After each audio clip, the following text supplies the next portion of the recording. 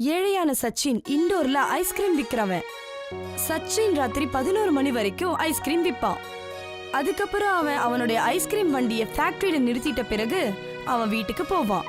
அவனுக்கு இருக்கிற அந்த சின்ன வீட்டுல ஒரு பெரிய குடும்பம் இருந்தாங்க. அவனுடைய மனைவி, அப்புறம் அவனுடைய 2 குழந்தைங்க, அப்புறம் அவனுடைய வயசான அப்பா. இதை எடுத்துக்கோங்க தீபக் ரச்சனா, உங்களோட ஐஸ்கிரீம்.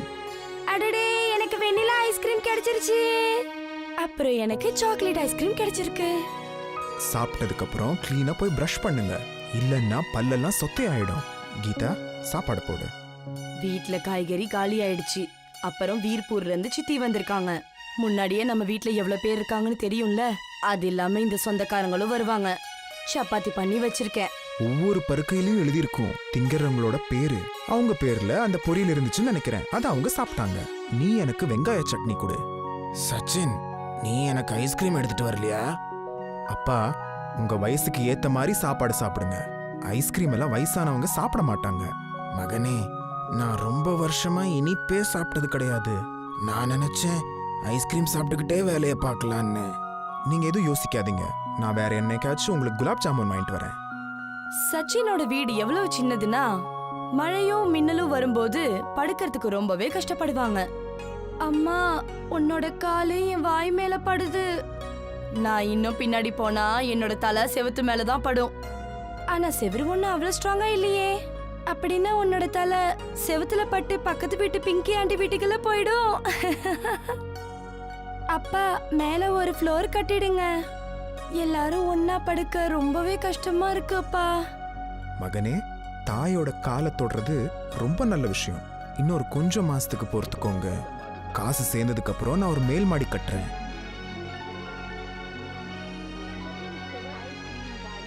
சச்சின் அதிகாலையிலேயே தன்னுடைய வண்டி எடுக்கிறதுக்காக ஃபேக்டரி கிட்ட போறான். சொல்லு, உனக்கு இன்னைக்கு எவ்வளவு பொருள் வேணும்? இன்னைக்கு 2000 ரூபாய் அளவுக்கான பொருள் போடுங்க. வெண்ணிலா ஐஸ்கிரீம்கான பொருளை ஜாஸ்தி போடுங்க. 2000க்கு இல்ல 3000 ரூபாய்க்கு எடுத்துட்டு போ. கொஞ்சம் கஷ்டப்பட்டு அதை வித்துரு. இந்த வாரம் ஐஸ்கிரீம் ரொம்ப ஜாஸ்தியா இருக்கு. ஐயா, ஆனா என்கிட்ட வெறும் 2000 ரூபாய் தான் இருக்குது. காசை பத்தி அப்புறம் யோசிக்கலாம். நீ இப்போ இந்த பொருள் எல்லாம் எடுத்துட்டு போ. சச்சின் மதியான நேரத்துல தெருவிலையும் மார்க்கெட்லயும் சுத்திட்டு இருப்பான். ஐஸ்கிரீம், வெனிலா, ஸ்ட்ராபெரி, சாக்லேட் என்கிட்ட எல்லாம் இருக்குது. சிறுசுங்க பெருசுங்க எல்லாரும் வாங்க. இந்த வெயில்ல இருந்து எல்லாரும் கொஞ்சம் தணிச்சுக்கோங்க.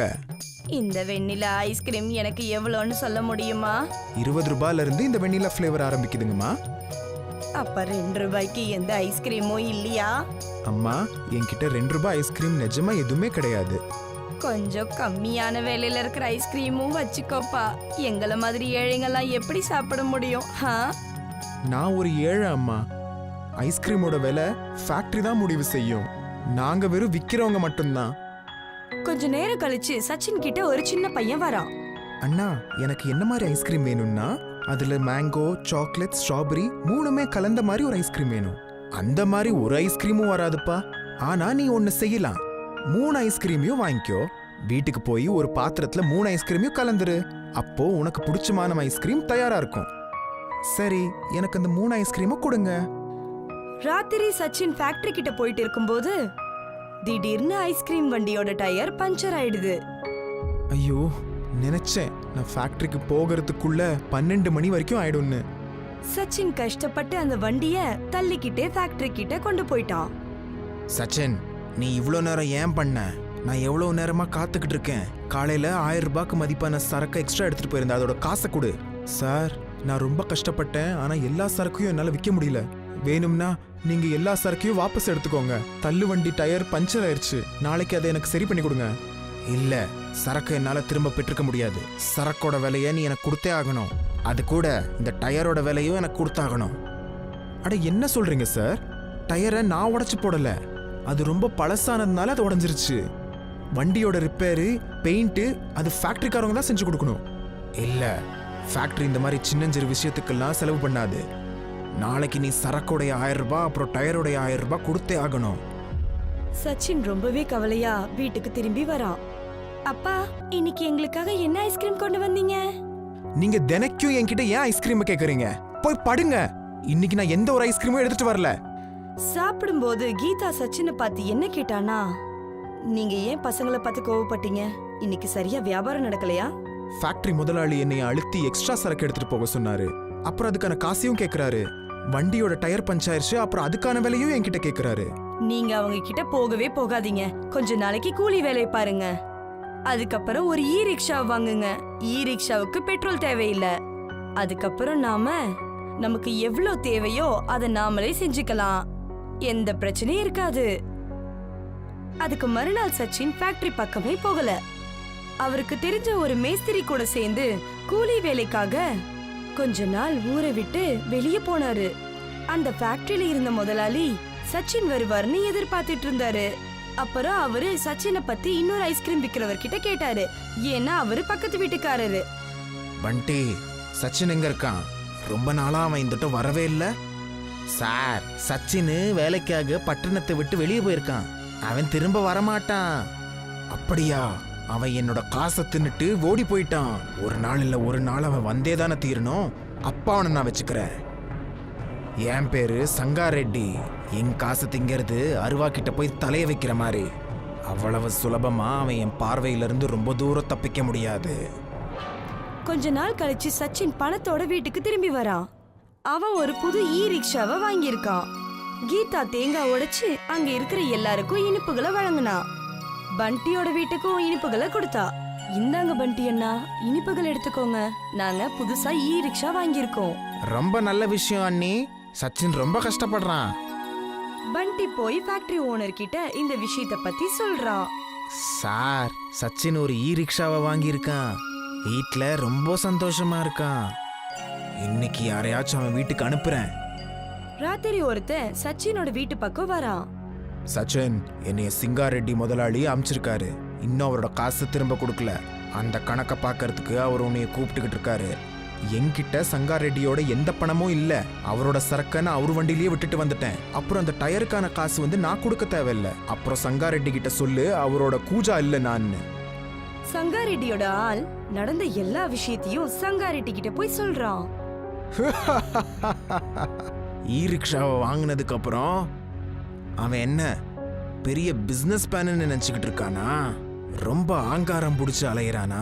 அந்த ஆங்காரத்தை எப்படி அடக்குறேன்னு பாரு. ஒரு நாள் இல்ல ஒரு நாள் அழுதுகிட்டு என் காலில் வந்து விழத்தா போறான். வேலைக்கு கேட்டுக்கிட்டு. சச்சினோட வீடு ஒரு சின்ன தெருவுல இருக்கும். அதனால இ ரிக்ஷாவை உள்ள கொண்டு வர முடியாது. அதனால அந்த இ ரிக்ஷாவை எப்பவுமே ரோட்ல இருக்கிற ஒரு கடைக்கு முன்னாடி பார்க் பண்ணி வைப்பான். நீங்க என்னடா இ ரிக்ஷாவை ரோட்லயே நிறுத்திட்டு வரீங்க? யாராச்சும் எடுத்துட்டு போயிட்டாங்கன்னா?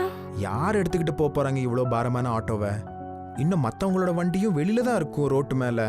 அவங்களுக்கே பயம் இல்லாத போது நான் ஏன் பயப்படணும்? என்ன மாதிரி ஒரு ஏழைக்கு யார் விரோதிகள் இருக்க போறாங்க? பாரு, நான் உனக்காக இன்னைக்கு ஒரு புடவை வாங்கிட்டு வந்திருக்கேன். அப்புறம் பசங்களுக்காக குலாப் ஜாமுனும் வாங்கிட்டு வந்திருக்கேன்.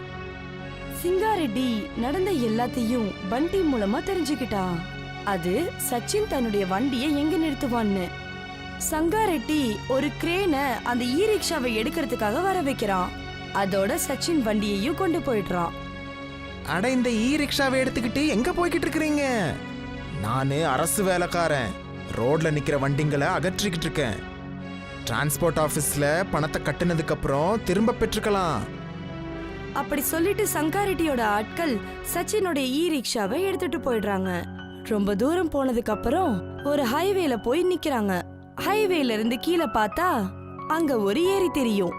கிரேன் அந்த இ ரிக்ஷாவை அந்த ஏரிக்குள்ள தூக்கி போட்டுருது. அதுக்கப்புறம் அந்த இ ரிக்ஷா தண்ணிக்குள்ள விழுந்து முழுசா மூழ்கி போயிடுது. மறுநாள் காலையில சச்சின் ரோட்டுக்கு வரும்போது அந்த இடம் முழுக்க தேடி பாக்குறான். ஆனா தன்னுடைய இ ரிக்ஷா எங்கேயுமே இல்ல. அங்க இருக்கிற மக்கள் கிட்ட தன்னுடைய வண்டிய பத்தி கேக்குறான். அப்ப ஒரு ஆள் என்ன சொன்னார்னா, நேத்து ராத்திரி டிரான்ஸ்போர்ட் ஆளுங்க இ ரிக்ஷாவை கொண்டு போயிட்டு தான் சொல்றாரு. சச்சின் டிரான்ஸ்போர்ட் ஆபீசர் கிட்ட போறான். நாங்க யாரும் இ ரிக்ஷாவை எடுத்துக்கிட்டு வரல. யாரோ பொய்யா அரசாங்கத்து பேரை சொல்லி உன்னோட இ ரிக்ஷாவை எடுத்துக்கிட்டு போயிருக்கணும். சச்சின் தன்னுடைய இ ரிக்ஷாக்காக ரொம்ப அலையறான். ஆனா அவனோட இ ரிக்ஷா எங்க தேடினாலும் கிடைக்காது. சச்சின் இ ரிக்ஷாவை தேடி தேடி ஹைவேஸ் கிட்டயே வந்துட்டான்.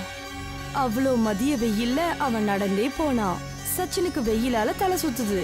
அதனால அவன் பக்கத்துல இருக்கிற ஏரி கிட்ட தலை சுத்தி விழுந்துடுறான். அப்படியே அவன் அங்கிருந்து உருண்டு போய் அந்த ஏரி கிட்டயே போய் விழுந்துடுறான். ராத்திரி வரைக்கும் சச்சினுக்கு மயக்கம் தெரியல. அன்னைக்கு ராத்திரி மழை வருது.